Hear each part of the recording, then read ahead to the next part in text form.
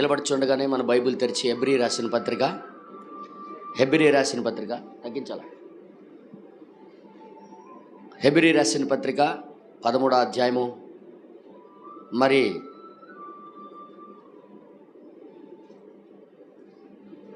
12వ వచనము 13వ వచనము 14వ వచనము మనం చదువుకుందాం. 12, 13, 14 వచనాలు. 13వ అధ్యాయము కావున యేసు కూడా తన స్వరక్తము చేత ప్రజలకు పరిశుద్ధపరచుటకే గవిని వెలుపడకు శ్రమ పొందెను. కాబట్టి మనం ఆయన నిందను భరించుచు శిబిరము వెలుపలికి ఆయన యొద్దకు వెళ్ళుదాం. ఓకే, నిలువరమైన పట్టణము మనకి ఇక్కడ లేదు గాని ఉండబోచున్న దాని కోసం ఎదురు చూస్తున్నాము. ఆమేన్. కాబట్టి ప్రార్థన చేసుకుందాం. పరిశుద్ధ కలిగిన తండ్రి, జీవాధిపతి, నీకు స్తోత్రము నాయన. ఈ చదువుబడిన మాటల ద్వారా మేము ఏమి చేయాలో మాకు నేర్పించండి. నీ వాక్యము దగ్గరికి మేము నేర్చుకోవడానికి వచ్చాము నాయన. ఇక్కడికి ఏదో కాలక్షేపం చేసి వెళ్ళిపోవడానికి రాలేదు. నీ వాక్యమును నేర్చుకొని ఆ ప్రకారం జీవించుటకు వచ్చాము ప్రభా. మాకు మీరు సహాయము చేసి నడిపించమని మాకు మేముగా నీకు సమర్పించుకుంటూ చిన్న ప్రార్థన యేసుక్రీస్తు నామములో అడిగి వేడుకుంటున్నాము తండ్రి. దయచేసి అందరూ కూర్చోండి. దేవునికి స్తోత్రం. శిబిరం వెలుపలికి వెళ్ళటం అంటే ఏంటి అనేది మనం కొద్దిగా చూద్దాం. దానికి ఎన్నో కోణాల్లో ప్రవక్త చెప్పాడు. ఆ సంఘ శాఖలకి ఆయా శిబిరాలు వాళ్ళు నిర్మించుకున్నారు. వాళ్ళు బయటికి రాలేరు. కానీ మనకి ఈ లోకమైన శిబిరాల నుండి, అంటే లోకమైన ఏర్పాటు చేసుకున్న పద్ధతుల నుండి వచ్చేసి క్రీస్తు యొక్క శిబిరంలోకి వెళ్ళాలనుకొని మనకి చెబుతూ ఎన్నో విషయాలు అందులో చెప్పాడు. కానీ అందులో ఒక కోణం నేను తీసుకుంటాను. ఒక మాట మీకు చెప్పాలి. ఏ వర్తమానం మీరు చదివినా అది చాలా పెద్ద వృక్షం లాంటిది. అనేకమైన కొమ్మలు ఉంటాయి. చెట్టు అనేది ఒకటే ఉండదు, కొమ్మలు ఉంటాయి. అర్థమైందా? అందులో ఒక కొమ్మను నేను పట్టుకున్నాను ఇప్పుడు. Right brother? ఒక కొమ్మను నేను పట్టుకొని ఆ కొమ్మ వైపు వెళ్దాం. అలాగే ఒక చెట్టు లాంటిది అనమాట. మాట చెప్పాలంటే ఇది అదృశ్యమైన జీవవృక్షము. అది మనుషులకు కనబడదు, లోపల ఆత్మకి కనిపిస్తుంది. అది ఈ జీవవృక్షంలో ఒక్కొక్క కొమ్మ, చెట్టు ఒక ఉద్దేశం ఒకటే, ఫలం ఒకటే, కానీ ఆ కొమ్మ వేరుగా వెళ్తుంటుంది. అంతేనా? ఇంకే చూసారా? కొన్నిసార్లు ఆ ఫలించిన కొమ్మని మనం చూడలేకపోతుంటాం. అలాగా మీరు వర్తమానం చదివేటప్పుడు నేను జీవవృక్షం మీద ముందు కూర్చున్నాను. నాకు ఏ కోణంలో ఎటుపక్క నడిపిస్తాడు అనేది చూసుకోవాలి. చాలా చదువుతుంటారు, దాటిపోతుంటారు మీరు. కానీ మీకు అర్థమయ్యే కొమ్మనే మీరు పట్టుకుంటారు. అంతే కదా? మిగతావన్నీ దాటిపోతుంటాయి. అరే మేము చదివాం కానీ ఇది చూడలేకపోయేమేంటి, ఇది దాటిపోయేమేంటి అనుకుంటాం. అర్థమైంది మీ అందరికీ? అలాగే ఈ జీవవృక్షం అనేది అనేక రూట్లతో కలిగి ఉండి మనకి దేవుని వైపు తిప్పడానికి ఇవన్నీ అలా భావించుకొని వాక్యం మీరు వినినట్లయితే మీకు లాభం దొరుకుతుంది.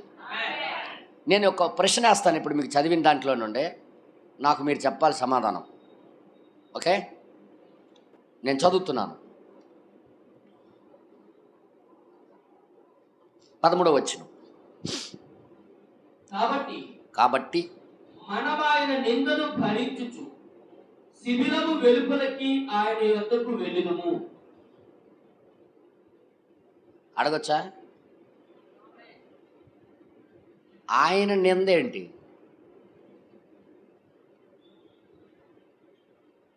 సైలెంట్. చదవడం మనం చదివేస్తున్నాం ఇక్కడ. మనము ఆయన నిందను భరించి.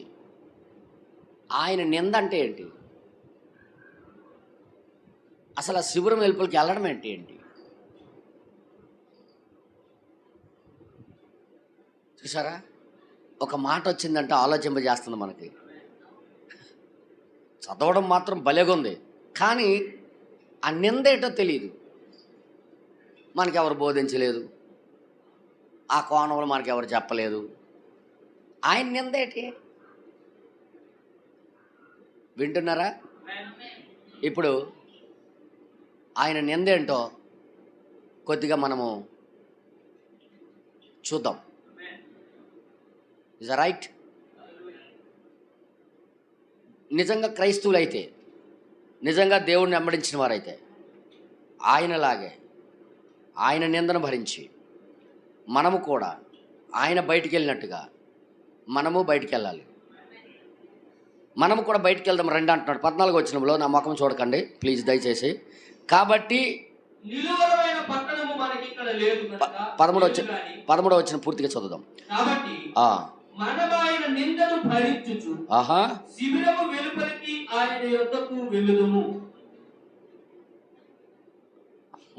నిజంగా ఆయనలాగే మనం చేద్దాము అన్నట్టుగా రావడం. ఇప్పుడు మాట్లాడటం వేరు, అనుభవపూర్వకంగా దాన్ని తీసుకోవటం వేరు. బైబుల్ ఎప్పుడు కూడా ఏదో నువ్వు మాట్లాడే క్రైస్తవుడిగా ఉండాలని కోరుకోదు. మాట్లాడి ఇతరులకి మంచి ఉపదేశించే, అంటే మంచిగా దీన్ని ఉపదేశించే వ్యక్తిగా ఉండడము బైబిల్కి ఇష్టం ఉండదు. బైబిల్ కోరిక ఏంటంటే నువ్వు పూర్తిగా అనుభవపూర్వకంగా దాన్ని తీసుకునే వ్యక్తిగా. క్రీస్తు ఎలాగైతే అనుభవపూర్వకంగా ఆయన మీద మోపుకున్నాడో, తీసుకున్నాడో మానవులదంతా, అలాగే నువ్వు కూడా ఈ క్రైస్తవ జీవితంలో వచ్చిన ఆ నిందను, ఆ బాధను, ఆ యొక్క విమర్శలను నువ్వు సంతోషంగా తీసుకొని, ఇది క్రీస్తు నా ప్రభువు కూడా అలాగే తీసుకున్నాడు, నేను అలాగే. ఎవడైనా పొగిడితే మనకి సంతోషమే, కానీ మనకి ఎవరైనా విమర్శిస్తే తట్టుకోగలమా ఏంట?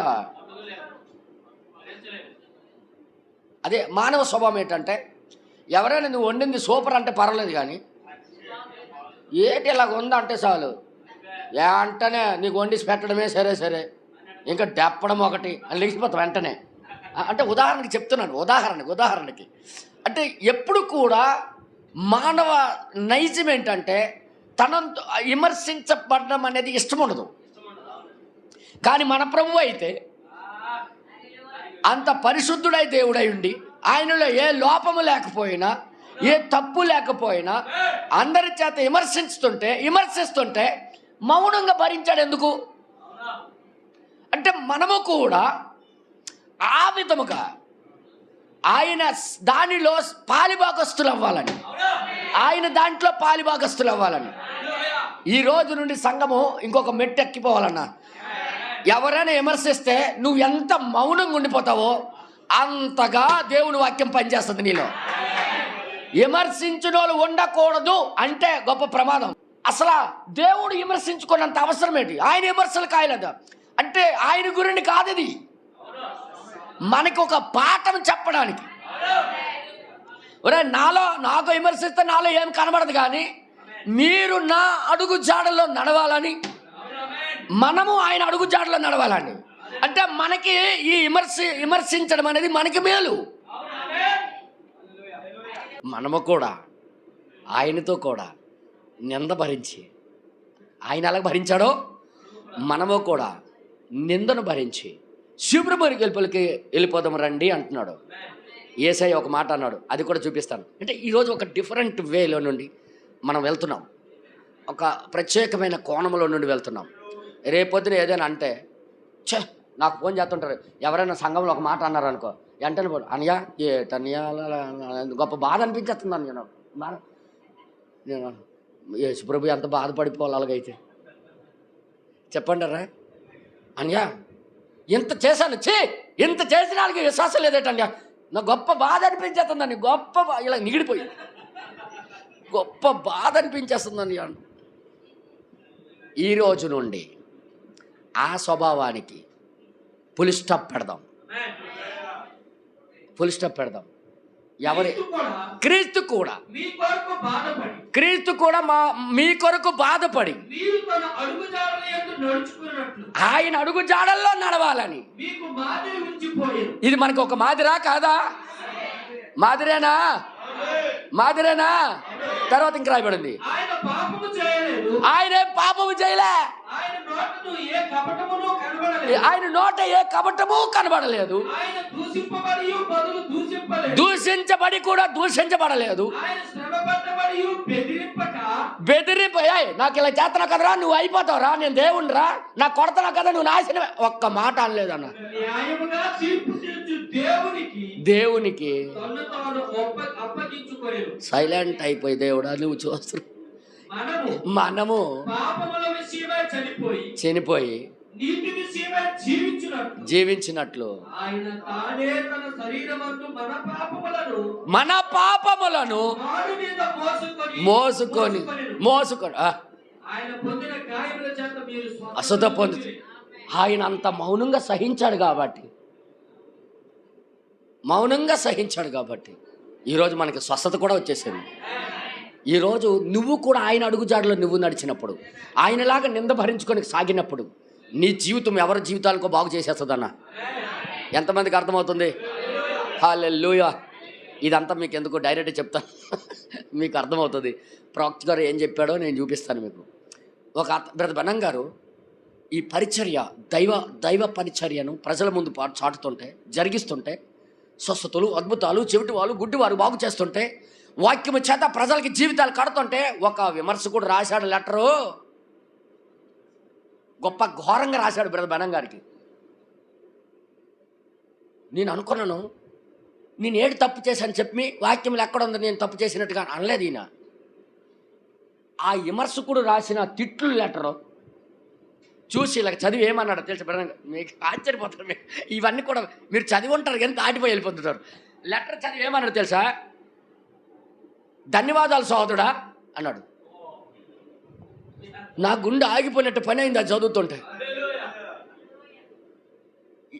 ఇంత మంచి పని చేసినందుకు, అవతలోడు తిట్టి రాసి విమర్శించి రాసినందుకు ధన్యవాదాలు సోదరుడా, గొప్ప మంచి పని చేస్తున్నావు నువ్వు అన్నాడు.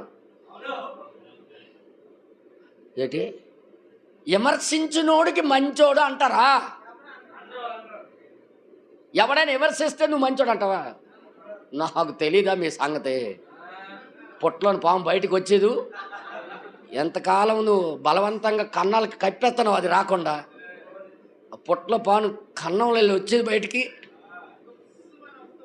బెనం గారు ఆ ఉత్తరం రాసినోడికి ఏంటన్నాడంటే, ధన్యవాదాలు సోదరుడా, చాలా మంచి పని చేసావు, నీలాంటి వాళ్ళు ఉండాలి నా కోసం. తీద్దాం. జీవ మార్గం అనే వర్తమానంలో చెప్పడం లేదు, మీకు చూపిస్తాను. జీవ మార్గం అనే మెసేజ్ తీసి చదవండి ఒకసారి. 16వ పేర 62లో బోధించాడు అనుకుంటా.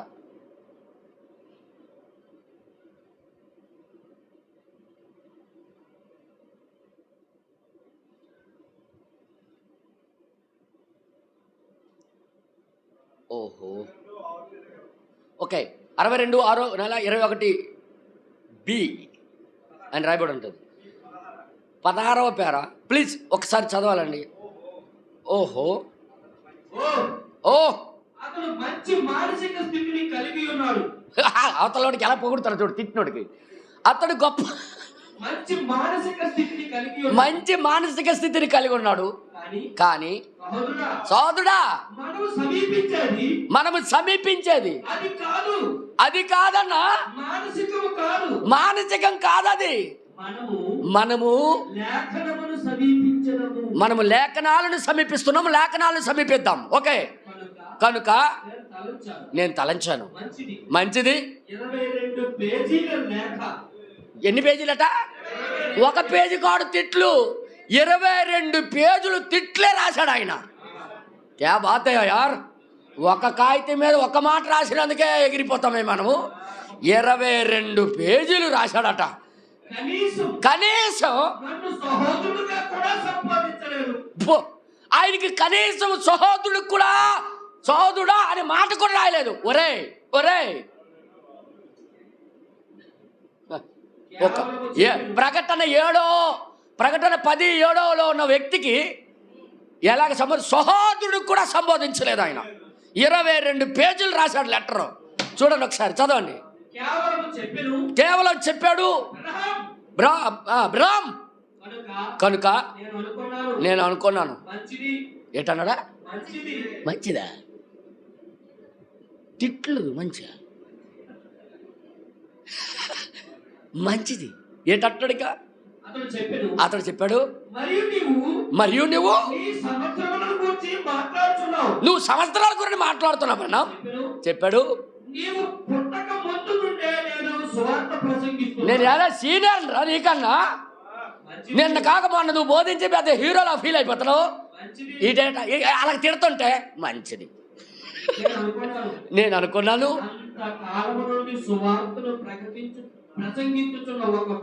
వ్యక్తి కనీసం ఒక గౌరవమే లేదే మనోడికి. ఆ ఉత్తరం చూసి అలాగ అనుకుంటాడు బ్రహ్మం గారు. కనీసం గౌరవం కూడా చూపించుకున్న లెటర్ రాశాడు. తర్వాత రాయబడింది ఏమై ఉన్నప్పటికీ చూసారా చూడండి, ఏమంటారు చూడండి, ఆయన ఏమై ఉన్నప్పటికీ, ఎలాగున్నా, ఎలా తిట్టినప్పటికీ ఇది ఎవరి స్వభావం అన్నా? దేవుని యొక్క మనసు ఇది. చూడండి, ఆయన ఎలాంటోడు అవనే, అవతలో ఎలాంటోళ్ళు అవనే, కానీ యువతలో గౌరవం చూపించాలి. తర్వాత ఇంక రాయబడింది, కనుక నేను కూర్చొని నేను ఉపదేశించాను. మళ్ళీ నా చిన్న మొదటి కార్యం ఏంటంటే అతన్ని గుర్తించడానికి శ్రేష్టమైన కార్యం ఏంటంటే 2 పేజీల వెనక నేను చెప్పాను. ఏంటదే? అవతలోడు సహోదరుడు అని రాయలే, ఇతను రాస్తున్నాడు సహోదరుడు. ప్రియ సహోదరుడా, ప్రియ సహోదరుడా,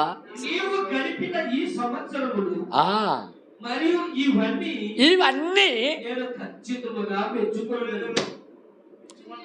తిట్టులు తిడుతుంటే విమర్శించినోడు ఎప్పుడైనా మెచ్చుకుంటామా? క్రీస్తు బ్రదర్ బెనంగర్లో దేవుడు దిగొచ్చి కార్యాలు చేయడానికి కారణం ఏంటో తెలుసా?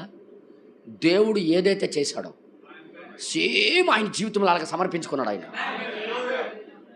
అంతగా దిగి రాగడానికి కారణం మనలో కొద్దిగా హావంబాలు, కక్షలు, కోపము, ఉద్రేకము. అల్లా మా తాతలు ఏమైనా అంటే మా తాతల నుండి ఈ సిర్రాకు వదలట్లేదు బెదరు అంటాం. ఈ సిర్రాకులు ఇవన్నీ వదిలేస్తే దేవుడు కార్యం చేయడం ప్రారంభిస్తాడు. చూడండి ఇక్కడ ఏమంటున్నాడు ఈయన, చూద్దాం. నేను చెప్పాను, నువ్వు రాసిన దాన్ని బట్టి నేను మెచ్చుకుంటున్నాను అంటున్నాడు. క్రీస్తు యొక్క ఒక సేవకుడు. అరే విమర్శించినా మెచ్చుకుంటావా? ఎవరైనా విమర్శను మెచ్చుకోరన్నా? నా లైవ్లో వింటున్నా నా సోదరులారా, మీకు ఎవరైనా విమర్శిస్తే మీరు మెచ్చుకుంటారా? ఒక్కసారి మీ గుండె మీద చేసి ఒక్కసారి అడగండి. ఎవరో మెచ్చుకోరు. తర్వాత ఇంకేమంటున్నాడు, ఇప్పుడు ఏంటంటాడు చూడండి, విమర్శలను తీసుకోలేని ఒక వ్యక్తి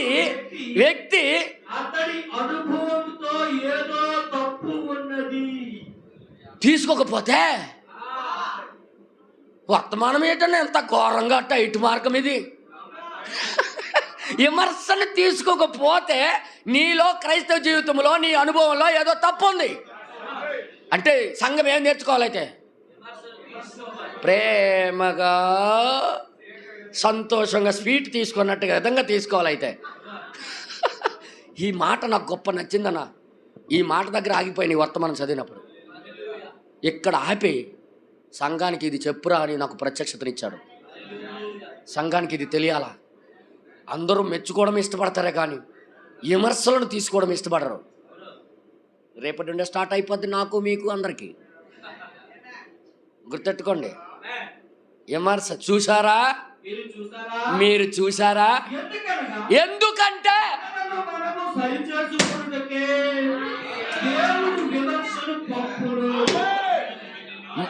లేకపోతే నువ్వు సరి చేసుకోవు. నువ్వు సాగిన త్రావుల రైట్ అనుకుంటా, నువ్వు చేసిందే రైట్ అనుకుంటా, నువ్వు వండిన వంట నీకు రైట్ అనిపిస్తుంటది.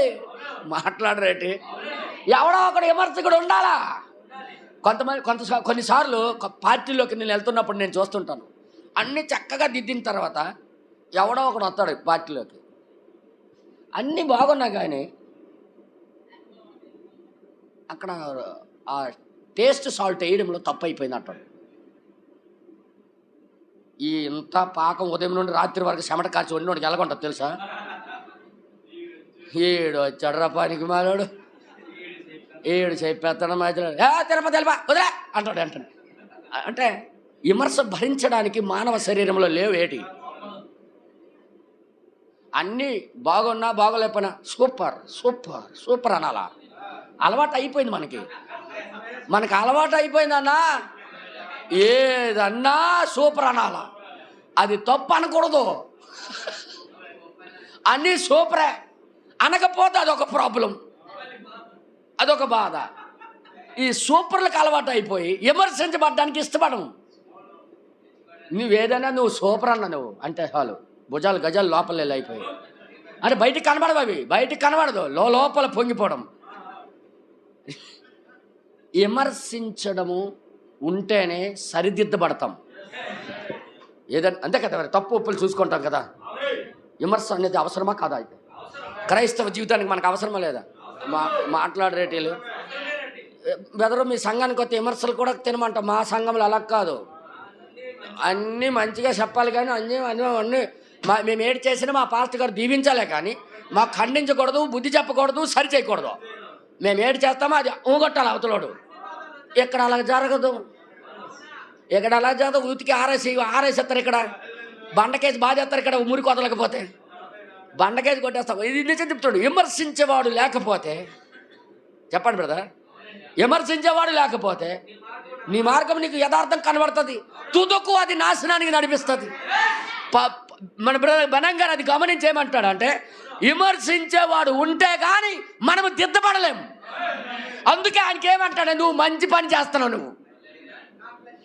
నువ్వు చేసింది రైట్, నేను ఇష్టపడుతున్నాను నీకు సహోదరుడా, నీ ఇష్టపడుతున్నాను అంటున్నాడు ఆయన. తర్వాత ఇంకేమంట, మన యొక్క చెడ్డ అంశములను చూచుకొనులాగున చేయుట కొరకు విమర్శ ఉండాలా. విమర్శల ద్వారానే నేను చాలా సహకరించబడ్డాను. అంటే కొన్ని తప్పులు మన పొరపాట్లు మనకు కనబడవు, ఎదుటోళ్ళకు కనబడతాయి. వాడు విమర్శిస్తాడు. ఇప్పుడు ఆ విమర్శించేటప్పుడు నేను దిద్దుకోవడానికి అవకాశం ఉంది. లేకపోతే నా సెట్ నాకు తెల్లగా కనబడుతుంది. తిరుగుతా కాదు ఎన్ని మరకలు ఉన్నాయో. బాగానే ఉంది, ఇస్త్రీ చెట్టు వేసుకున్నాను, నువ్వే తెల్లగానేస్తావు అంటే వెనకాల ఎన్ని మరకలు ఉన్నాయో అప్పుడు కనబడుతుంది. బలంగా విమర్శ అనేది మేలా కాదా? నీకు దిద్దుబాటు కలుగజేసింది ఏంటంటే మేలు కదన్నా. అందరూ చెప్పండి. అందుకే పెయింట్ ఏటి ఇలా వేసావంటే కోపం అయిపోకండి, పేపర్ ఏటి ఇలా కొట్టావంటే కోపం అయిపోకండి. తప్పు చేసి ఉంటాను, ఈ తడిమి చూస్తుందంటే కరుకు తగులుతుందంటే నేను సరిగ్గా అక్కడ మర్చిపోయి ఉంటాను, ఇంకొకసారి అలాగ చేయకూడదు నాయన అనుకోవాలా. చేపలు చేయాలి అలాంటి పనే దొరకదు. ఆ ముక్కు ఎగరేసామా, నో నో నో నో. అర్థమైంది మీ అందరికీ? విమర్శించే వాళ్ళు ఉండాలి. సాఫీగా సాగిపోతుందంటే ప్రమాదంలో ఉన్నట్టే. అడుగడుగున మనకి విమర్శిస్తుంటే సరి చేసుకుంటామన్నా. మన ప్రవక్త గారు చెప్పింది రైటా కాదా? నేను నమ్ముతున్నాను 100%. బ్రదర్ బనం గారు చెప్పింది నిజము, మంచిది. క్రైస్తవ జీవితానికి మనకి ఎంతో మేలుకరమైంది విమర్శ. అంటున్నాడు ఇంకా ప్రవక్త, అది స్నేహపు అంటే నీ మేలు కోరి అది జరుగుతుంది. ఏం అంటే అలాగ భావించుకుంటారా? ఇలా మా మంచి కోసమే విమర్శిస్తున్నారు. బెదరు ఏమే తప్పు చేసినట్టుగా పళ్ళకు ఉండిపోతున్నావు, ఏదో మాట్లాడు అని పక్కనున్న సాతాను లేపుతుంటాడు. అయినప్పటికీ పోన్లే అనుకున్నాను. అలాగంటామా? అలాగనంటే ఎత్తబాటు అయిపోయింది. ఇప్పటికి మనలో ఎత్తబాటు అయిపోయింది. అవి లేవు. ఇవన్నీ మన జీవితాలకు అవసరం. మన జీవించవలసిన జీవితం ఇంకా మిగిలే ఉంది. తెలుసుకోవలసింది చాలా ఉన్నాయి, గ్రహించవలసింది మన జీవితాలకు కావలసింది చాలా ఉన్నాయి. ఇక్కడ ఏమంటాడు చూద్దాం ఒకసారి. ఏంటట? విమర్శించే వాళ్ళకి చూసి అసహ్యపడదు, ముఖం తిప్పికో. అసలు కోపపడొద్దు, అని కానీ కేవలం స్నేహపూర్వక విమర్శ అని భావించుకో. స్నేహపూర్వకంగా విమర్శిస్తాను, నా మంచి కోసమే జరుగుతుంది అనాలే కానీ నాలో ఏ తప్పు లేదో, నేను 100%, 100% నేను కరెక్ట్ నిగ్గు, నేను పరలోకంలో పడిపోయిన అలాగ ఉలకలాగా అనుకోకు. ఉలకలాగా ఎవడు పడలేదు, అందరూ పాపము ద్వారా జన్మించారని దావీదు కీర్తనలో రాయబడి ఉంది. దేవుడి నామానికి మహిమ కలుగును గాక. ఎలా భావించాలటమ్మా, ఎలా భావించాలట?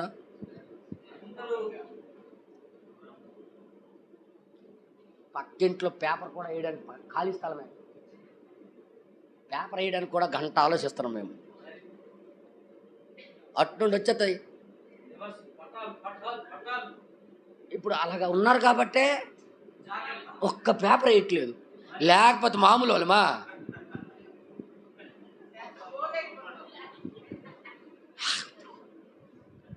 అన్నీ అటే. ఇప్పుడు ఎంత శుభ్రంగా ఉంది చూడండి.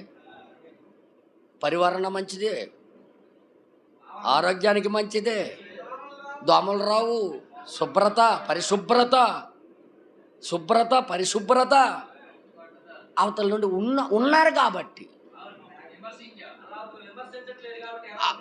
అది చూడండి, ఆ ఖాళీ స్థలం ఎవరు అడిగిన వాళ్ళు లేడు. ఎలాగొంది ఒకసారి చూడండి, వెళ్ళి ఇట్టుండి వెళ్ళేటప్పుడు జస్ట్ ముఖం ఇలా తిప్పుకొని వెళ్ళిపోండి, ఇలా జస్ట్ చూసుకొని వెళ్ళిపోండి. వెళ్ళేటప్పుడు కళ్ళు మూసుకొని వెళ్ళిపోకండి, జస్ట్ అలా చూసుకొని వెళ్ళండి. ఇక్కడ అలాగొంది అదే ఖాళీ స్థలం, అక్కడ అలాగొంది అదే ఖాళీ స్థలం. ఇటు పక్క ఎవరో ఉన్నారు, అటుపక్క ఎవరూ లేరు. అలా అంటే జీవితాలు కూడా విమర్శించబడకపోతే అలాగైపోతాయి, విమర్శిస్తే ఇలాగుంటాయి అన్నమాట. ఇది ఒక పాఠం కోసమే. ఇందాక తిన్న దుమ్ములు అటు ఇసిరికి తమ్ముడు దయచేసి మోళ్ళ అయినా అన్నాను. ఎందుకంత భయం నాకు, ఎందుకంత అనుభవములు ఉన్నాయి, మనం భరించలేం. కంట్రోల్ సహాయం చేయి ప్రభు అని. కంట్రోల్ అర్థమవుతుంది, మీ అందరికి అర్థమవుతుందా? హల్లెలూయా. నేను ఏం మాట్లాడుతున్నా అర్థమైందా? విమర్శించిన లేరు కాబట్టి బాత్రూమ్ బయట పాస్కి వెళ్ళేస్తాను అందరూ, లోపలికి వెళ్ళలేకపోతున్నాం. అదే గట్టిగా విమర్శించిన వాళ్ళు అక్కడ ఉంటాయి. ఏదైనా విమర్శించిన వాళ్ళు లేకపోతే కంపు కొట్టేస్తుందన్న ప్రవక్త అది గమనించి, నువ్వు కరెక్ట్ సహోదరుడా, నువ్వు రైట్ రాసి నీకు మెచ్చుకుంటున్నాను, నువ్వు ఉండాలా. నా జీవితంలో అలాగే నేను ఎన్నో మేలు పొందుకున్నాను, నాకు నేనుగా సరి చూసుకున్నాను. ఇప్పుడు చెప్పండి, ఇది క్రీస్తులో ఉన్న స్వభావం ఇది. అలాంటిది మనము కూడా పట్టుకొని శిబిరం వెలుపలికి వెళ్ళాలే కానీ ఊర్లో ఉండి దెబ్బలాడకూడదు వాళ్ళతో. అలాగే యేసుప్రభు దెబ్బలాడలేదు. వాళ్ళు కొట్టినట్టుగా దెబ్బలు తిన్నట్టుగా మోసి వెళ్ళమన్నట్టుగా నడిచేసి ఊరు అవతలకి వెళ్ళిపోయాడు ఆయన, శిబిరం వెలుపలికి వెళ్ళిపోయాడు ఆయన. తర్వాత ఇక్కడ ఏమంటారు చూద్దాం ఒక్క కొద్దిగా నిమిషాలు. అయితే చదవండి కదా. కనుక నేను చెప్పాను, అయ్యా తిట్టిన లెటర్కి ఎవరైనా తిడితే మీరు అభినందిస్తారా, సీరెత్తారా? వెళ్ళి చర్చికి వెళ్ళి క్షమాపణ ఒక 5 నిమిషాలు మోకాలేసి ప్రభా నన్ను క్షమించి, కోపం వచ్చింది కొట్టేశాను కాబట్టి నన్ను ఏంటి అనుకో అని అంటమే కానీ అభినందిస్తామండి. మాట్లాడరేటీలు ఎంతమంది అభినందిస్తారు బ్రదరు? ఎవడైనా ఎల్డింగ్ కరెక్టే చేయలేదు, నువ్వేటో ఇలా చేసావని నీ ముఖం మీద బిందు కొడతా ఏంటంటావు? నువ్వు కరెక్ట్ చేసావు, నీ కళ్ళు కూడా పోనా ఎట్లు లేచిపోవు. నేను ఎల్డింగ్ చేసింది ఎప్పుడు కూడా అలా చేయను, నా చరిత్ర లేదు అని లెగిసిపోడు, ఆ బిందుతో తిరిగి కొట్టేస్తాడు ఆయన. నువ్వు తిట్టినందుకు నీకు అభినందిస్తున్నాను అంటాడా? మాట్లాడరేటీలు మన జీవితాల్లో అవి లేవండి. అందుకే ఈ వర్తమానం దేవుడు ఇచ్చాడు మనకి. నువ్వు అలాగ రాసినందుకు నేను అభినందిస్తున్నాను సహోదరుడా.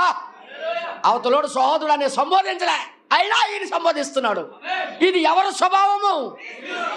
సంఘానికి ఇది ఉండాలా లేదా? మనలో అది ఉండాలా లేదా? ఆ టైం ఒకటి పారిపోతుంది, ఒకటి వచ్చిన బాధ పారిపోతుంది. అసలు మనకు అసలు టైం చాలట్లేదు వచ్చిన ఏంటో అర్థమైంది మీ అందరికీ. తర్వాత ఇంకా రాయబడింది ఏమంటారు చూద్దాం.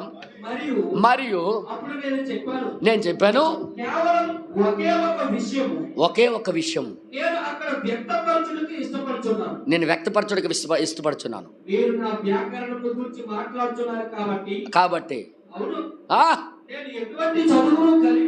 నేను చదువు కలిగి లేను. నిజమది ఒప్పుకుంటున్నాడు. నా మాటలు కూడా కరెక్ట్గా రావట్లేదు, నా సంభాషణ కరెక్ట్గా రావట్లేదు, నాకు చదువు లేదు కాబట్టి అలాగే విమర్శిస్తున్నారు. నేను చెప్పాను నాకు ఆశ్చర్యపడే సంగతి ఏంటంటే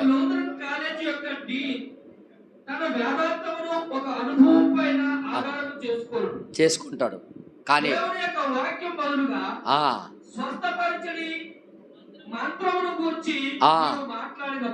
మాట్లాడినప్పుడు ఒక అంటే ఎందుకు ఈ గొడవ వచ్చింది చెప్పనా, దయ్యాలు స్వస్థపరచలేవు అన్నాడు ఆయన. ఆ మాటకి పట్టుకున్నాడు ఆయన. దయ్యాలు మా ఊర్లోని ఒక ఆమె ఉంది, జుత్తుల గంటకి తీస్తుంది, ఊరు అవతలకి వెళ్ళి ఏట్లో వేస్తుంది, ఆ ఏట్లో నీటి ఎదురుగా పరిగెట్టింది అనుకో ఆ అమ్మకి బాగా అయిపోద్దని చెప్తుంది. ఎంట్రీగా వెనక్కి వెళ్ళిపోతే మరి బాగా అవ్వదు, నువ్వు అయిపోద్ది నీ పని అని చెప్తుంది. నువ్వు దయ్యాలు లేవంటాడు, దయ్యాలు బాగా చేయమంటాడు అనుకోని లేచాడు ఈయన. సరైన వాక్యము వివరణ లేక, వాక్యము సరిగ్గా ఉపదేశించక ఆ విధంగా భావంతో ఈయనకి విమర్శిస్తున్నాడు ఆయన. అర్థమవుతుంది మీ అందరికీ. కానీ జీవ మార్గం మనకి బోధిస్తున్నాడు దేవుడు. హల్లెలూయా. దేవుడు నామానికి మహిమ కలుగును గాక. ఎంతమంది ఇక్కడ ఉన్నారు? ఏం మొఖాలు మాడిపోతున్నాయి? మాటలేదా? దేవుడు మీకు దీవించును గాక.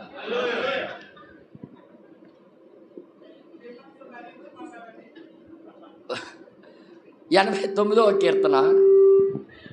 ఎందుకు మధ్య మధ్యలో ఇలాగవుతుంది? అది మనకి ఇది విమర్శిస్తుంది అంటవా? ఓకే, 89వ కీర్తన 50 వచనం 51 వచనం మనం చదివితే ఒకసారి తీయండి అన్న, బైబిల్ తీయండి అన్న, బుజ్జి కన్నలారా. బేబే తీయండి 59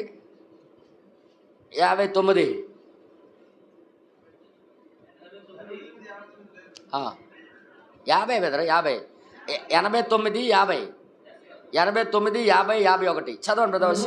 ప్రభువా నీ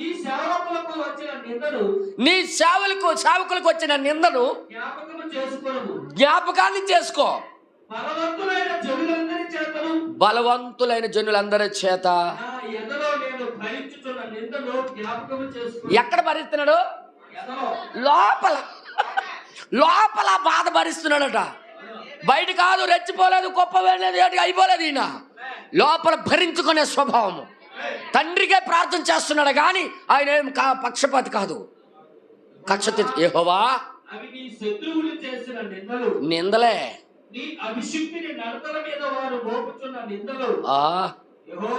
యెహోవా దేవుడు నింద వస్తాడు. ఏం చేస్తాడు ఈయన? దేవానికి స్తోత్రం, నీ మార్గంలో నేను ఉన్నానని అర రుజువు అదే.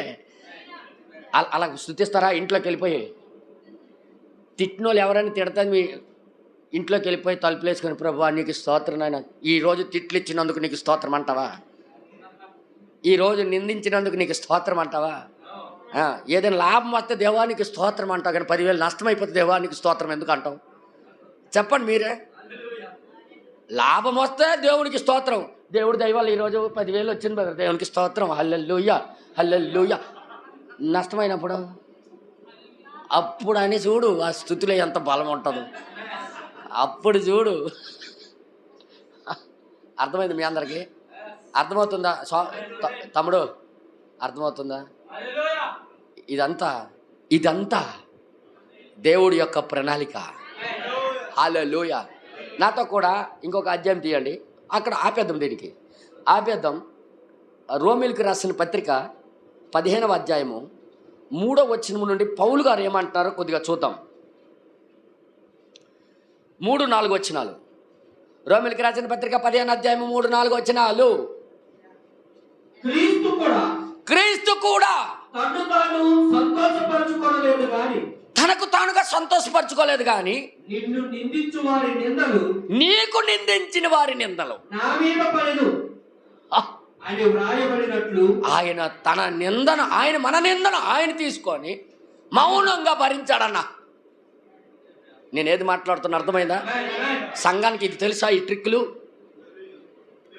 దేవుడు నీకు తలగా ఉంచాడు, తోకగా ఉంచాడు, నీకు తలగా చేస్తాడని మాటలే తెలుసు, కానీ ఇవి వస్తాయని మాత్రం తెలియదు జనాలకి. ఇది భరించాలి. అన్ని ఆశీర్వాదాలు, కాఫీ చాక్లెట్లే దొరుకుతాయి అనుకుంటారు, కానీ చేదు బిళ్ళల మధ్యలో వస్తాయని తెలియదు. ఈ చేదు బిళ్ళలు మన జీవితాలకు మంచివి. ఏమంటారు చూడండి ఒకసారి, చదవండి బ్రదర్. క్రీస్తు కూడా నిందించు వారి నిందలు నా మీద పడెను రాయబడి ఉన్నట్లుగా అన్నీ సంభవించాయి. అలాగా ఆయనకి అన్నీ అలాంటివే సంభవించాయి.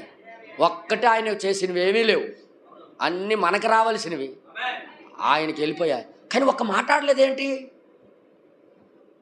ఆయన అడుగుజాడులో మనము అలాగే భరించుకొని నడాలని. 4వ వచనములు కూడా ఏం రాయబడి ఉందంటే, ఏలి అనగా ఓర్పు వలనను లేఖనము వలన ఆదరణ వలనను, అంటే మనము కూడా వాక్యము నెరవేరుస్తున్నామని ఒక ధైర్యం కలగడానికి రాయబడినవన్నీ బోధ కలుగు నిమిత్తము. ఆహా, మనం బుద్ధి తెచ్చుకోవాలని శిబిరు వెలుపలికి వెళ్దాం పదా అని అంటున్నాడు అన్నమాట. ఎంతమంది చప్పట్లు కొడతారు? హల్లెలూయా. రేపటి నుండి చూడండి అన్న, మీ మొఖాలు చూడాలనుకుంటున్నాను నేను. రేపటి నుండి మీ మొఖాలు నేను చూడాలనుకుంటున్నాను. దయచేసి వాట్సాప్లో నాకు వ్యత్యేకం పెట్టండి, మీ మొఖాలు ఎలాగున్నాయనేది. అర్థమైంది మీ అందరికీ? ప్రత్యేకంగా పెట్టండి. రేపటి నుంచి స్టార్ట్ అయిపోతుంది. కావాలంటున్నావు హల్లెలూయా అంటున్నావు. సాతానుడు, ఒరే రారా నువ్వు బయటికి బయటికి రా, గేట్ అవతల కూర్చొని రా, నువ్వు బయటికి రా, మెట్లు దిగో నీ లెక్కలు తేల్చేస్తావు. నీ లోపల పాము ఉందో, నాగుపాము ఉందో, అసలు పామే లేదో, నీకు లెక్కలు తేల్చేస్తాను అనుకోండి. నింద భరించటానికి మనం ముందే ట్రైనింగ్ అయిపోవాలా. ఎవరైనా ఏదన్నప్పుడు మనం రెచ్చిపోకూడదు.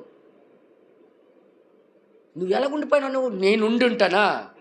చెప్పు తెగిపోదు, అక్కడ చెప్పు తెగిపోదు, బాటా చెప్పు అనేవాళ్ళం. కానీ నింద భరించడానికి ఇష్టపడం.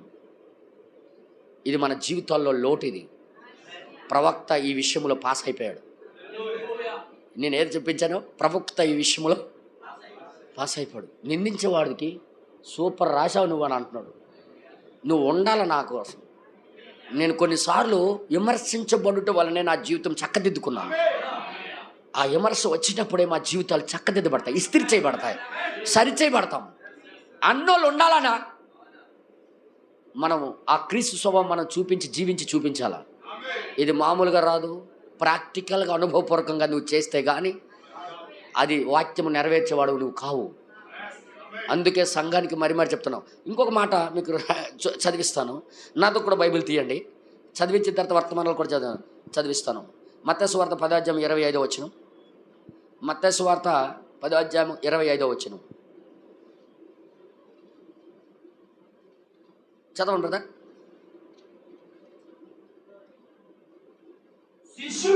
శిష్యులు తన బోధకుని వలెను ఎలాగంట ఉండమంటున్నాడు?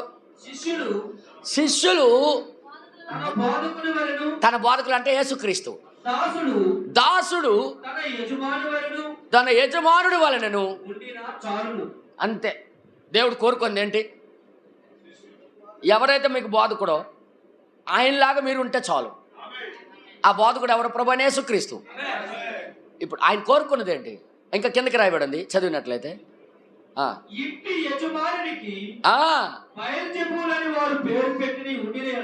బయల్జెబూలు అని పేరు పెడితే ఇంటి యజమానుడు అంటే క్రీస్తు. ఇంటి యజమానుడు, సంఘముకి యజమానుడు ఆయనే, మనకి శిరస్సు ఆయనే. ఆయనకే బయల్జెబూలు అని పిలిస్తే మీకు కిందకి రాయబడి చదవండి కదా. వాళ్ళు అలాగా పేరు పెట్టి ఉన్నట్లయితే ఎలా ఫీడ్ చేసుకోమంటున్నాడు మనకి? మన ప్రభువుకే లేనిపోని మాటలని నిందించి దూషించి అన్ని మాట్లాడినప్పుడు ఆయనకి నమ్ముకున్న వాళ్ళకి ఏమంటూ వస్తాయి? ఫిక్స్డ్ అయిపో. సిమ్ కార్డు మార్చేయండి ఈ రోజు నుండి. మీ గుండెల్లో ఉన్న సిమ్ కార్డు యేసుప్రభుని అందరూ పొగుడుతారు అనుకోకు. ఇంటి యజమానుడికి అలాగ నిందించి, ఆయనకి విమర్శించి, ఆయనకి తిడితే ఇంటోళ్ళకి ఏం చేస్తారు? మనమేమనుకుంటాము? బైబిల్ చదివి మాకెవరూ నిందించకూడదు, మాకెవరు ఎటు అనకూడదు, నేను సాఫీగా యేసుప్రభు దగ్గరికి వెళ్ళిపోవాలా, సాఫీగా నేను ఎవ్వరు అనకుండా నేను నా భక్తి సాగిపోవాలి, నేను పరలోకానికి అలాగ జరగదని ఇక్కడ ఎట్లే రాయబడలేదు. అలాగ అసలు బైబిల్లో అసలు లేనే లేదు. అది నువ్వు అనుకున్నట్టుగా అసలు బైబిల్లో లేనే లేదు. డినామినేషన్లు అందరూ పోతే దేవుడు నమ్మకమా, కష్టాలు రావు, బాధలు రావు, బిల్డింగ్లు వచ్చేస్తాయి, ఇల్లు కట్టేస్తావు, ఏదేదో చెప్తుంటారు డినామినేషన్ వాళ్ళు. ఇక్కడ ఇలా కాదు, రివర్స్. ఇక్కడ రే యజమానుడికే ఇలాగ అన్నారు, నీకేట అంటారు చూసుకో. ఇంకా ఘోరంగా అంటారు. మనం ఏం ఫీడ్ చేసుకోవాలి? ఫిక్స్ అయిపోవాలి. మాకు ఊర్లోకి వెళ్తే, ఇంట్లోకి వెళ్తే మా భత మాకుంది అని రెడీ అయిపోవాలి ముందు. మంది మనకి ఉంది, మంది మనం తీసుకోవాల్సిందే. అయినా ఒక్క మాట ఆడకూడదు, భరించుకోవాలి. నాకు బీపీ ఉంది, నాకు షుగర్ ఉందన్న పని చేయదు. ఏదో నేను మాట్లాడుతున్నా. ఈ విమర్శించే వాళ్ళు ఉంటేనే సరైన విధానంలో మన జీవితాలు నడిపించుకుంటారు. అర్థమైందా? మీరు విమర్శిస్తారనే నేను భయపడుతూ జీవిస్తుంటాను. ఎందుకో తెలుసా? మీకు మీ జీవితాలు ఇంకొక త్రోవలో వెళ్ళిపోకూడదని ఆ భయం ఉంది నాకు. బ్రదర్ బెనం గారు అంటారు, మా భార్య అంటే నాకు భయం. ఏ భయం? చీపురుతో కొట్టేస్తుందని కాదు. సంఘం అంటే నాకు భయం. ఎందుకు? ఎవరో కొట్టేస్తారని కాదు. అక్కడ వారికి అడ్డుబండగా నేను ఉంటానేమో. నేను క్రీస్తుని ప్రకటన చేయాలి, క్రీస్తుని నా జీవితం చూపించాలా అనుకొని చెప్తున్నాడు ఆయన. ఆ క్రీస్తు జీవితం ఎక్కడుందంటే ఇది ఇది ఇది ఇది అనుభవపూర్వకంగా చెప్పాల్సింది. ఏమనియా? కృపాదానం అనియా? పేపర్ సరిగ్గా కొట్టలేదు అంటే రెచ్చిపోకూడదు, కోపం అయిపోకూడదు. మళ్ళీ గీసి చేస్తానండి మీరు అలాగంటే. పోనీ అనండి, మీరు అన్ని దాంట్లో న్యాయం ఉంది అంటే చూడు. ఇప్పుడు బనంగారుల స్వభావం చూసే చాలామంది క్రీస్తులోకి వచ్చారు. ఆయన ఏదైనా ఎవరైనా అంటే వెంటనే ఒప్పుకొని సరే నీకు అలాగ అనిపించిందంటే రైట్ అవ్వచ్చు, కరెక్ట్ అవ్వచ్చు అనుకొని తనగా తగ్గించుకునేవాడు.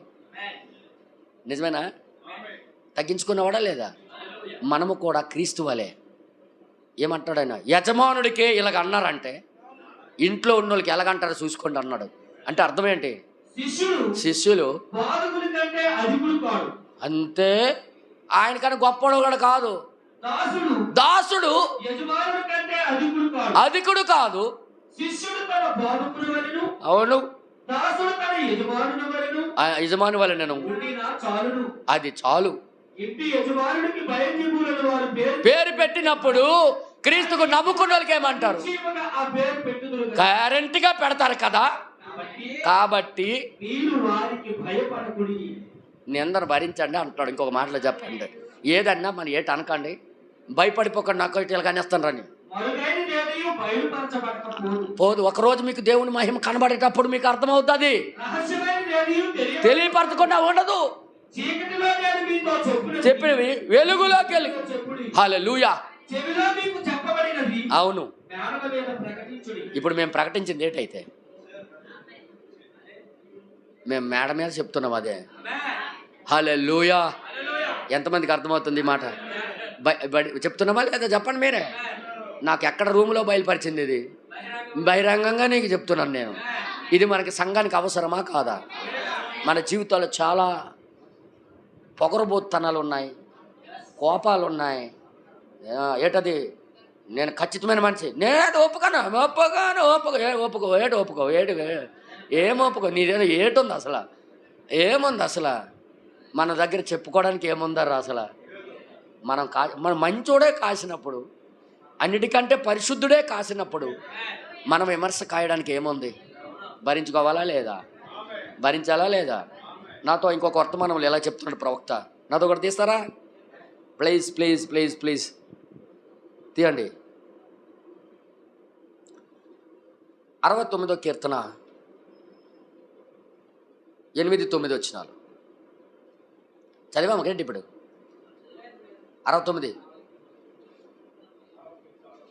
69 చదివామా?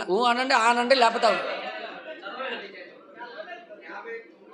59 చదివాం కానీ 69 చదవలేదు. 69వ కీర్తన 8-9 వచనాలు మనం చదివితే అక్కడ ఇలాగ రాయబడి ఉంది. నా సహోదరులకు ఏమంటున్నాడు ఆయన? దావీదు సొంత సహోదరులకే అన్యుడిగా భావించారు. నా తల్లి కుమారులకి నేను పరుణ్ణి అయిపోయాను. నాకు నీ ఇంటిని గురించి ఆసక్తే భక్షించి ఉన్నది. నిన్ను నిందించిన వారి నిందలు సేమ్ నాకు కూడా అలాగే చేస్తున్నారు. ఏమి విమర్శకు పడుతున్నాడన్నా? ఇదే మార్గము సంఘం నడుస్తే మనం ఇంకొక మెట్టు ఎక్కిపోయినట్టు. ఇంకా దేవుడి నామానికి మహిమ కలుగును గాక. హల్లెలూయా. మరి కొద్ది నిమిషాలు వెళ్దామా ముందుకి? అందరికి ఆసక్తి ఉందా? నేను కన్నీని విడవగా ఉపవాసం ఉండి భక్తి చేస్తుంటే దానికి నిందించడమే. గోని బట్ట కట్టుకొని పశ్చాత్తాపడుతున్నప్పుడు ఏమైనా తిడుతున్నాడా దావీదు? మళ్ళీ ఏమన్నా భరిస్తున్నాడు? క్రీస్తు స్వభావం అన్నా, క్రీస్తు కలిగిన మనసు ఉంది కాబట్టి అన్ని భరిస్తున్నాడు. ఈరోజు మనకి కూడా అదే నేర్పిస్తున్నాడు ఆయన. హల్లెలూయా. ఒక వర్తమానం ఎలా చెప్పాడు? వర్తమానం తీయండి ఒకసారి, మీకు చూపిస్తాను. దేవుడి నామానికి మహిమ కలుగును గాక. అందరూ ఓకేనా? అందరూ ఓకేనా? హల్లెలూయా.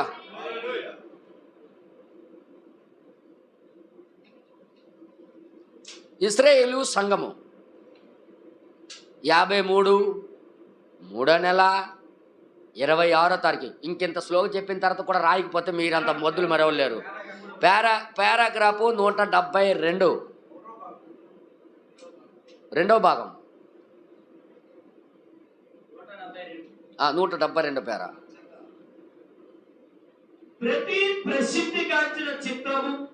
ప్రతి ప్రసిద్ధిగాంచిన చిత్రము అనగా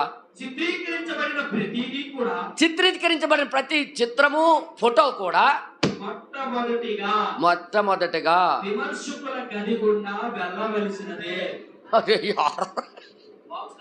విమర్శించే వాళ్ళు ఉంటారు. ఆ గది గుండే వెళ్ళవలసింది. దేవుడు నీకు గీశాడు కదా, దేవుడు నీకు పిలిచాడు కదా, నీకు ఎన్నుకున్నాడు కదా, మరి నువ్వు అందులో నుండి వెళ్ళాలి. మనం ఆ గది దాటిపోయి వెళ్ళిపోతే బాగుండు అనుకుంటాం. మనం ఏ మనసు కూడా ఒప్పుకోదు విమర్శించుకోవడం. తర్వాత ఏమంటాడు చూడండి ఒకసారి. అయితే గీసినప్పుడు వెళ్ళింది. ఎందుకని విమర్శించారు? ఎంత వెచ్చించాడు? అది విమర్శిస్తుంటే ఎలాగుంటది? జీవితం అంతా దానికోసమే ఖర్చు పెట్టేసిన వాడికి అది విమర్శించినప్పుడు ఎలాగుంటుంది అన్న? బాధ కలుగుతుందా? కానీ భరించవలసి ఉంది. అందుకే తర్వాత రాయబడింది. అయితే విమర్శించిన వాళ్ళందరూ నిశ్శబ్దమైపోయారు దెబ్బకి. ఎందుకు? అది విమర్శను భరించింది కాబట్టి, అది విమర్శను తట్టుకోయింది కాబట్టి, విమర్శ గుండా వెళ్ళింది కాబట్టి.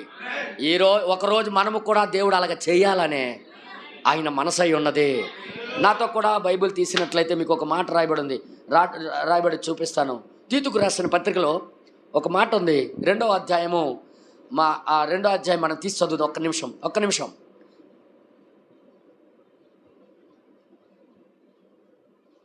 పన్నెండవ వచనం నుండి కంటిన్యూ చేద్దాం. పేజీ నెంబర్ 198 పేజీ బైబిల్లో. మనము భక్తిహీనతను ఇహలోక సంబంధమైన దురాశలను విసర్జించి చూడండి, శుభప్రదమైన నిరీక్షణ నిమిత్తము అనగా మహాదేవుడు, అవును, ప్రత్యక్షత కొరకు ఎదురు చూచుచు ఈ లోకములో స్వస్థ బుద్ధితోను నీతితో భక్తితోను బ్రతుకచుండవలెనని మనకు బోధించుచున్నది. ఓకే, తర్వాత ఆయన ఆయన సమస్తమైన దుర్నీతి నుండి మనలను విమోచించి సత్క్రియలందు ఆసక్తి గల ప్రజలను తన కోసము పవిత్రపరచుకొని తన సొత్తుగా చేసుకొనుటకు తన్ను తానే మన కొరకు అర్పించుకొనెను. ఈ సత్క్రియలు మన ద్వారా జీవింప చేయబడాలని, మన ద్వారా చూపించబడాలని ఆయన సమర్పించుకున్నాడు. దేవుడి నామానికి మహిమ కలుగును గాక. ఎంతమందికి అర్థమవుతుంది? 40 సైన్స్ ప్రకారంగా 45 నిమిషాల ఫీజులు కొట్టేస్తాయి మానవుడిది. తెలుసా మీకు? 45 నిమిషాల తర్వాత ఇలాగా అవుతుంటాడు అనమాట మనిషి. కానీ పరిశుద్ధాత్మ ఆవరణలోకి వెళ్ళిపోతే ఏ బాధ అనిపించదు, తనకు తానుగా మరిచిపోతుంటాడు. ఎందుకంటే ఈ వర్తమానం సైన్స్కి మించిన వర్తమానం ఇది, సైన్స్కి దాటి ఉన్న వర్తమానం ఇది. ఎందుకన్నా సమర్పించుకున్నాడంటే మనము ఆ విధంగా జీవించాలని, ఆ విధంగా సత్క్రియలు చూపించాలని, ఆ విధంగా పవిత్రంగా బ్రతకాలనే ఉద్దేశంతోనే మనకి ఇవన్నీ మాదిరిగా ఉంచిపోయాను. హల్లెలూయా బ్రదర్. ప్రతి చిత్రము విమర్శకుల ద్వారా వెళ్ళాలా, విమర్శించబడాలా. నిజమేనా? దేవుడు నీకు ఎప్పుడో జగత్తు పునాది వేయబడకమునిపే నీ చిత్రాన్ని కూడా తీశాడు. మరి ఈ చిత్రం ఎలాగెళ్ళాలి? విమర్శ గదిలో నుండి వెళ్ళాలా, పాస్ అవ్వాలి. అలాగ పాస్ అవ్వాలనే సంఘానికి కోరుకుంటున్నాడు దేవుడు. దేవుడు నామానికి మహిమ కలుగును కాదు. అందుకే ఎవరైనా విమర్శిస్తే ఏమనాలా? అది కూడా అనుకో, ప్రభా నీ వాక్యంలో చెప్పినట్టుగా నేను వాక్యంలో ఒక భాగం అవుతున్నాను, నీతో కూడా సత్క్రియలను అనుభవించడానికి, నీతో కూడా శ్రమను నేను కూడా భుజం ఎత్తుకొని నడుస్తున్నానంటే నీ దానను నీ వాడను అనుకొని దేవునికి కృతజ్ఞతాస్తుతులు చెల్లించాలా లేదా? మనకి విమర్శిస్తారన్నా మొక్కు మీద ఏని పెట్టి తిడతారు, అప్పుడే నువ్వు ఏం చేస్తావో చూడాలా. అర్థమవుతుంది మీ అందరికీ? రేపటి నుండి ఏం చేయాలా? నువ్వు బాగుపడాలంటే, నీ జీవితం నువ్వు చక్కదిద్దుకోవాలంటే అది రావాలి. ప్రవక్త అంటున్నాడు, దాని ద్వారా నేను ఎన్నో విషయాలు నేర్చుకున్నాను, సరిదిద్దుకున్నాను, సరి చేసుకున్నాను. ఈరోజు మన జీవితాలకు కూడా సరిదిద్దుకోవడానికి ఏం కావాలి? చర్చిలకి వెళ్ళినందరూ ఇల్లులు కావాలో, ఉద్యోగాలు కావాలో, పెళ్ళిళ్ళు కావాలని అడుగుతారు. కానీ ఈ వర్తమానంలో ఉన్న వాళ్ళు విమర్శ కావాలి, అగ్ని కావాలి, శోధలు కావాలని, శోధలు కావాలి. ఎవరు శోధించబడడానికి ఇష్టపడతారా? కానీ వర్తమానం మాత్రం అందరూ అవతలొట్టుకు వెళ్ళిపోవాలని బాధ. అవతలొట్టుకు వెళ్ళి రాజ్య పరిపాలన చేయాలంటే ఇక్కడ ముందు టెస్ట్లో పాస్ అవ్వాలి మనం. ఇప్పటికైనా అర్థమైందా? సంఘం ఇది తక్కువ కాబట్టి దేవుడు మనకి ఇది ఇచ్చాడు.